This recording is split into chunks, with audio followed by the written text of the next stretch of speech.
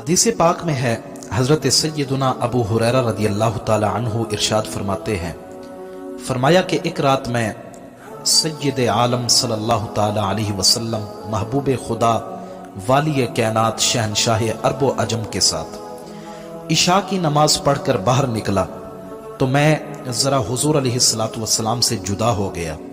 کہتے ہیں راستے میں مجھے ایک عورت ملی۔ اس عورت نے مجھ سے کہا کہ میں نے ایک گناہ کیا ہے، کیا میں توبہ کر سکتی ہوں؟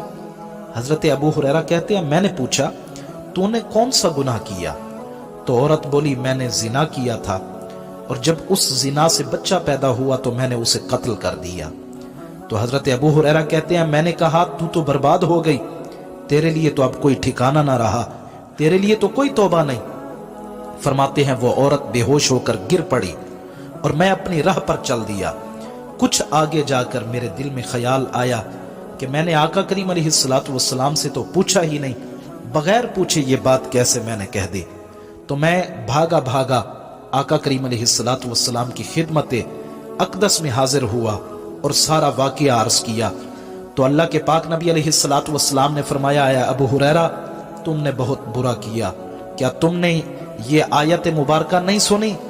والذین لا یدعون مع اللہ الہا آخر، آخر تک میرے آقا کریم علیہ السلام نے مکمل یہ آیت کریمہ پڑھی۔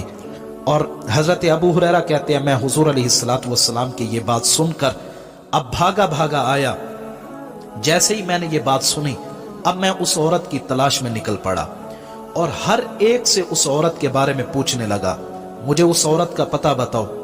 جس نے مجھ سے یہ مسئلہ پوچھا تھا، جس سے بھی میں پوچھتا ہر بندہ کہتا میں نہیں جانتا۔ اس قدر حضرت ابو ہریرہ کہتے ہیں میں نے اس عورت کو تلاش کیا کہ لوگ مجھے پاگل سمجھنے لگے۔